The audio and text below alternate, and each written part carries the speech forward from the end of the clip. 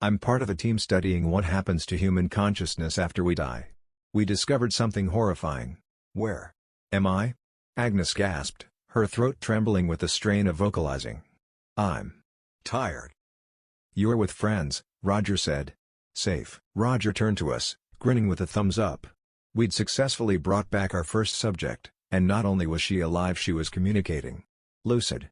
He turned back to her, likely knowing we had a limited window to extract the info we needed. Do you remember the study you agreed to be a part of? Agnes' eyes opened wide, and her pupils seemed to jolt around like ping-pong balls. Death, she muttered. Death, Roger nodded, running a hand through her thinning hair. That's right, Agnes. We wanted to know what happens to the soul after death, and you agreed to take that journey and return to us. You're the first human being to have done so. Congratulations. I'll never forget what happened next.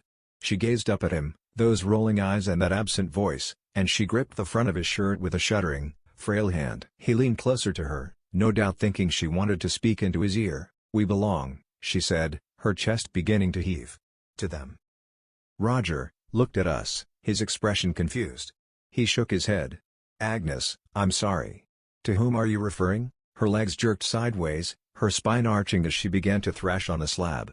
Blood leaked from the corners of her eyes. Roger, concerned, attempted to hold her body so she wouldn't injure herself and compromise what little time she had left to communicate. He ordered more of us in. I hurried to his side with 3 others. We belong, she said again, and this time her voice was stronger, as though empowered by her agony. To the forgotten. Even with 4 of us on her, each holding a limb, she was rioting with a strength that could only be described as inhuman. It took everything I had to hold her scrawny blue wrist to the slab.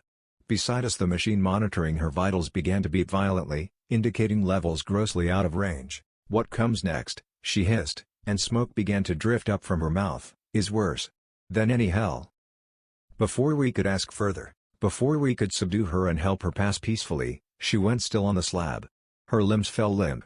Her buzzing pupils stilled. Her mouth ceased to smoke, and her head lolled to the side. Agnes Mick had died for the 2nd time.